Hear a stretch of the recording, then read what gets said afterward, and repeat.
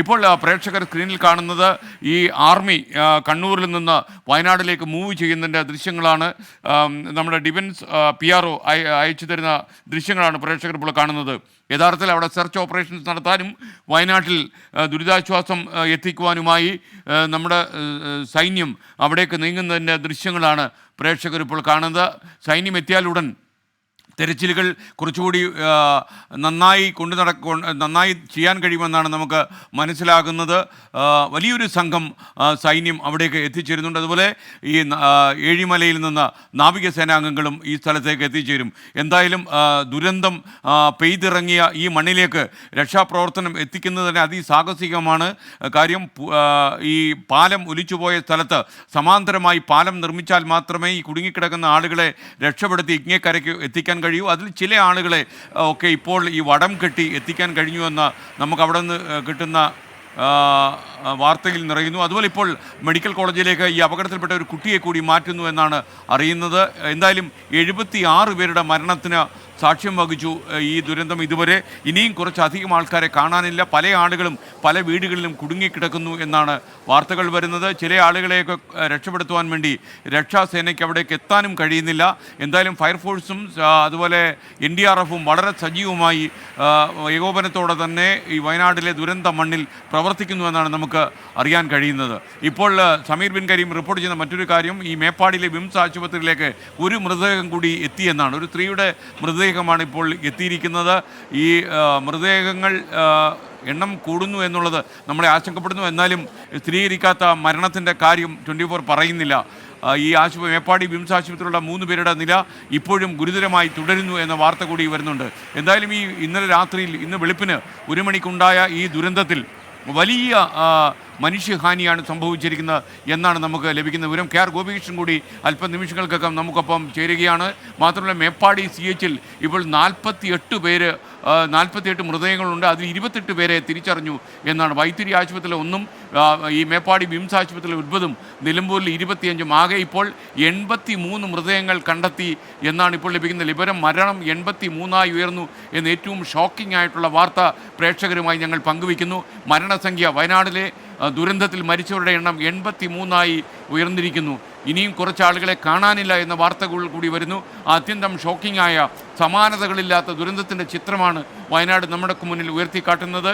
ഇന്നലെ ഉരുൾപൊട്ടലുണ്ടായ 2 ഉരുൾപൊട്ടലിൻ്റെ ദുരന്ത ഫലം 83 മനുഷ്യർക്ക് ജീവഹാനി സംഭവിച്ചിരിക്കുന്നു എന്ന ഏറ്റവും സങ്കടകരമായ ദുഃഖകരമായ വാർത്ത പ്രേക്ഷകരുമായി നമ്മൾ പങ്കുവയ്ക്കുന്നു. KR ഗോപികൃഷ്ണൻ കൂടി നമുക്കൊപ്പം ഈ അവസരത്തിൽ ചേരുന്നു.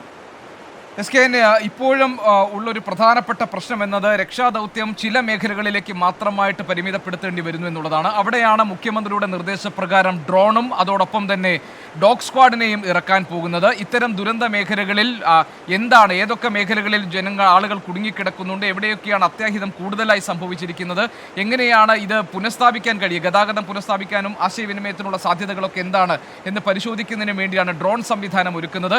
ഡ്രോൺ ഉപയോഗിച്ചിട്ടുള്ള പരിശോധന അതോടൊപ്പം തന്നെ ഡോഗ് സ്ക്വാഡിനെ ഇറക്കി അത് എത്രയും പെട്ടെന്ന് ആളുകൾ എവിടെയെങ്കിലും കുടുങ്ങിക്കിടക്കുന്നുണ്ടെങ്കിൽ അവരെ കണ്ടെത്തി അവർക്ക് വേണ്ട സഹായം എത്തിക്കുന്നതിന് വേണ്ടിയാണ്. ഇപ്പോൾ ഡോഗ് സ്ക്വാഡിൻ്റെയും അതോടൊപ്പം തന്നെ ഡ്രോണിൻ്റെയും ഒക്കെ സഹായം ഈ രക്ഷാദൗത്യത്തിൽ വലിയ വിലപ്പെട്ടതായി മാറുന്നുണ്ട്. അതുകൊണ്ട് തന്നെ എത്രയും പെട്ടെന്ന് ആ തരത്തിലേക്ക് സ്വിച്ച് ഓവർ ചെയ്യാൻ വേണ്ടിയുള്ള തീരുമാനം ഉണ്ടായിട്ടുണ്ട്. അങ്ങനെ ഒരു നിർദ്ദേശം മുഖ്യമന്ത്രി നൽകിയിട്ടുണ്ടെന്നാണ് നമുക്ക് മനസ്സിലാക്കാൻ കഴിയുന്നത്. മറ്റൊരു പ്രധാനപ്പെട്ട കാര്യം, സൈന്യത്തിന് ഇപ്പോഴും അവരുടെ കൃത്യമായി ഈ ഒറ്റപ്പെട്ട് കിടക്കുന്ന മേഖലകളിലേക്ക് പൂർണ്ണമായും അവരുടെ രക്ഷാദൗത്യം എത്തിക്കാൻ കഴിഞ്ഞിട്ടില്ല. അത് കേന്ദ്രീകരിക്കപ്പെടുന്നത് ഇപ്പോഴും ചൂരൽമലയിലെ പ്രദേശങ്ങളിൽ തന്നെയാണ്. ഒറ്റപ്പെട്ടു പോയിരിക്കുന്ന 2 പ്രദേശങ്ങൾ, അത് ആ 2 പ്രദേശങ്ങളിലേക്ക് മുണ്ടക്കൈയിലേക്കും മുണ്ടക്കൈയിൽ എത്തിക്കാൻ കഴിഞ്ഞിട്ടില്ല എന്ന ഒരു പ്രധാനപ്പെട്ട വെല്ലുവിളി ഇപ്പോഴും നിൽക്കുന്നുണ്ട്. അവിടെ കുടുങ്ങിക്കിടക്കുന്ന ആളുകൾ ആശ്വാസത്തോടുകൂടി ആകാംക്ഷയോടുകൂടി നോക്കുന്നത് അവരിലേക്ക് എത്തുന്ന സഹായഹസ്തത്തിന് വേണ്ടി കാത്തിരിപ്പിലാണ്. മുണ്ടക്കൈ അട്ടമല പ്രദേശങ്ങൾ ഒറ്റപ്പെട്ട് തന്നെ കഴിയുന്നു.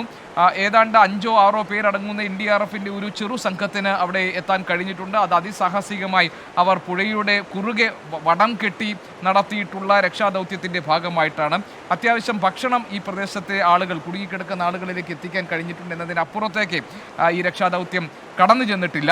അതിന് തടസ്സമായി നിൽക്കുന്നത് ഇപ്പോഴും പ്രതികൂലമായ കാലാവസ്ഥ തന്നെയാണ്. അതിനിടയിലാണ് വീണ്ടും മുണ്ടക്കൈയിൽ ഉരുൾപൊട്ടലുണ്ടായി എന്നുള്ള ഒരു വാർത്ത നേരത്തെ ഭീതി പരത്തിയെത്തിയത്. പക്ഷേ അത് ഉരുൾപൊട്ടലായിരുന്നില്ല എന്നാണ് മനസ്സിലാക്കാൻ കഴിഞ്ഞത്. മുണ്ടക്കൈ പുഴയിൽ കുത്തിയൊലിച്ചിറങ്ങിയ മലവെള്ളമായിരുന്നു, മലവെള്ളപ്പാച്ചിലാണ് കണ്ടത്. അതുകൊണ്ട് തന്നെ സുരക്ഷാ കാരണങ്ങൾ മുൻനിർത്തി വളരെ വേഗം തന്നെ അവിടെ നിന്ന് ആളുകളെയൊക്കെ ആ സ്ഥലത്ത് നിന്ന് മാറ്റിയിരുന്നു.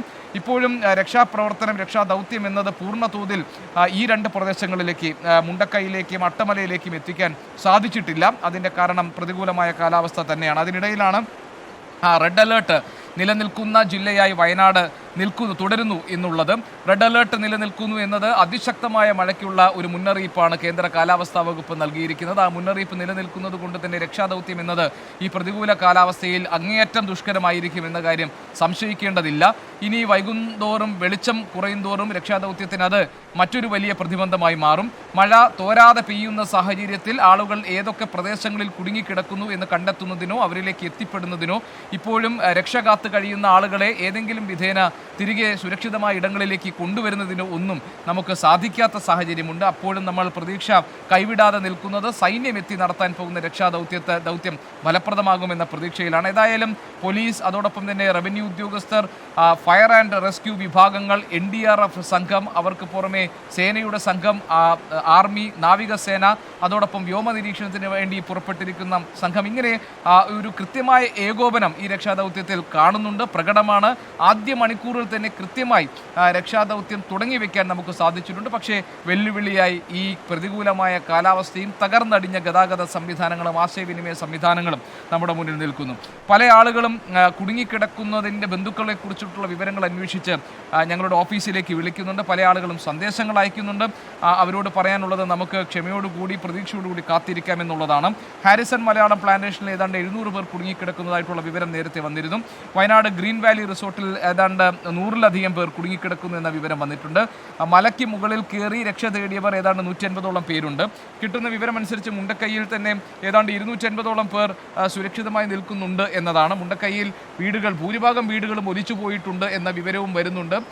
അട്ടമലയും ചൂരൽമലയും ഏതാണ്ട് പൂർണ്ണമായി തകർന്നടിഞ്ഞ സാഹചര്യത്തിലാണുള്ളത്. ഒലിച്ചുപോയ വീടുകൾക്ക് അടിയിൽ അകപ്പെട്ട് രക്ഷയ്ക്ക് വേണ്ടി കാത്തു നിൽക്കുന്ന ആളുകളെക്കുറിച്ചും നേരത്തെ മനാഫ് എന്ന രക്ഷാപ്രവർത്തകൻ 24-നോട് പങ്കുവച്ചിരുന്നു. അവരെ ഏതെങ്കിലും തരത്തിൽ രക്ഷപ്പെടുത്താൻ കഴിയുമോ എന്നതുകൂടിയാണ് നമ്മൾ കാത്തിരിക്കുന്നത്. ഒരുപക്ഷെ രാജ്യം കണ്ട ഏറ്റവും വലിയ ദുരന്തം സംഭവിച്ച ഉത്തരാഖണ്ഡിൽ 1998 ഉണ്ടായിട്ടുള്ള ആ വലിയ ദുരന്തത്തിന് ഏതാണ്ട് സമാനമായ രീതിയിൽ അത്ര വലിയ വ്യാപ്തിയില്ല, അതുമായി താരതമ്യം ചെയ്യുമ്പോൾ വ്യാപ്തി കുറവാണെങ്കിൽ പോലും കേരളത്തിലെ ഏറ്റവും വലിയ ഒരു ദുരന്ത ചിത്രമായി ഇപ്പോൾ ഈ വയനാട് മാറുകയാണ്. ഏതായാലും രക്ഷാപ്രവർത്തനത്തിൽ നമുക്ക് പ്രതീക്ഷ അർപ്പിക്കാം. ആ മൃതദേഹങ്ങൾ പലയിടങ്ങളിലും ഒഴുകി നടക്കുന്നു, ചാലിയാറിൽ ഒഴുകി നടക്കുന്നു എന്നുള്ള വിവരങ്ങൾ നേരത്തെ വന്നിരുന്നു. മൃതദേഹങ്ങൾ തിരിച്ചറിയാൻ വേണ്ടി ബന്ധുക്കൾ, അവരുടെ ഉറ്റവരും ഉടയവരുമൊക്കെ ആശുപത്രികളിൽ എത്തുകയാണ്. അവരുടെ നീറുന്ന ഹൃദയം വേദനിപ്പിക്കുന്ന കാഴ്ചകളായി നമ്മുടെ മുന്നിലുണ്ട്. അവർ കരഞ്ഞുകൊണ്ടാണ്, നിലവിളിച്ചുകൊണ്ടാണ് അവർ ഓരോരുത്തരെയും തിരിച്ചറിയുന്നത്. ആ ദൃശ്യങ്ങൾ നമ്മൾ നേരത്തെ കണ്ടു.